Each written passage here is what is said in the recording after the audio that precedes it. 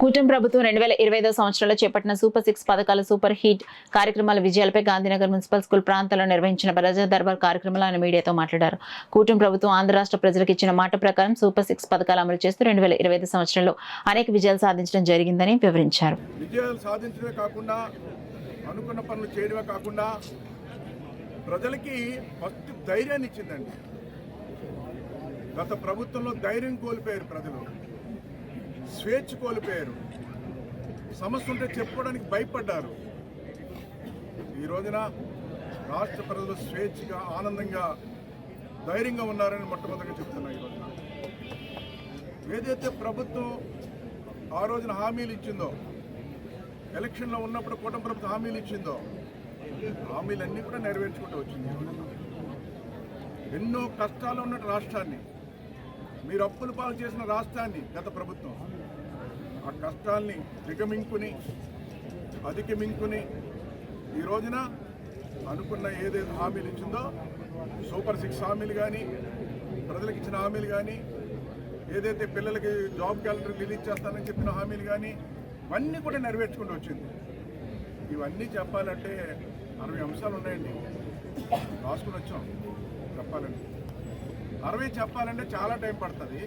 చూడండి, 1 page, 2 page, 3 page. ఈ 60 అంశాలు మీకు ఇస్తానండి, పాత్రికేయులారా, ప్రజలకు ఇస్తాం. ఈ 60 విజయాలు సాధించాం. ఈ రోజున 60 విజయాల్లో ఏది కాదన్నా సరే ఈ రోజున మీరు చెప్పిన దానికి తలొక్కుదామని కూడా ఈ సందర్భంగా తెలియజేస్తున్నాం. ఈ రోజున 60 అంశాలు. ఈ రోజున చూసుకున్నట్టయితే పరిపాలనలో ఈ రోజున మీ అందరికీ తెలుసు, ఈరోజు ఇంత మంచి పరిపాలన చేస్తుంటే ప్రతిపక్షానికి ఏం చెప్పాలో ఏం చేయాలో తెలియక ఈరోజు చూసారు 18 నెలల్లో దేనిపై రోడ్డుపైకి వచ్చారండి. వాళ్ళు మనుషులే, అందరూ తప్పులు చేసిన వ్యక్తులే, ఒకడు మంచివాడు కనపడుతుంది. అందులో అందరూ తప్పులు చేసిన వ్యక్తులు. వాళ్ళు మనుగడ కాపాడుకోవడానికి మెడికల్ కాలేజీలు ప్రైవేట్కి ఇచ్చారని చెప్పేసి అంశం మీద బయటకు వచ్చారండి. ప్రజలకు ఇచ్చిన హామీలను నెరవేరుస్తున్నాం, ఒక పక్కన అభివృద్ధి చేస్తున్నాం. ఏ విషయం మీదగా మాట్లాడడానికి తోవ లేకుండా పరిపాలన చేస్తే ఏమీ దొరక్క ఈరోజు ప్రైవేట్కి ఇచ్చేసారు కాలేజీలు అని చెప్పి బయటకు వచ్చారండి. వాళ్ళు దానికోసం వచ్చారండి. ఈ 18 నెలల్లో ప్రజలు ఎవరైనా ఈ ప్రభుత్వం ఇబ్బంది పడుతుందని ఒక్కరు వచ్చి మీకు కంప్లైంట్ చేశారని అడుగుతున్నా. ఈ రోజున ఒక్కరు కంప్లైంట్ చేయాలన్నా, సమస్య వచ్చినా ఈ ప్రభుత్వం దగ్గరికి వస్తున్నారండి. ఈ రోజున ఏ సమస్య ఉన్నా ఈ ప్రభుత్వం దగ్గరికి వచ్చి చెప్పుకుంటున్నారు. గతంలో మీ దగ్గరికి వస్తే పట్టించుకునే సందర్భాలు లేవు. ఈరోజు చూడండి, సామాన్యుడికి కూడా అందుబాటులో ఉండేలాగా ప్రజాసేవ.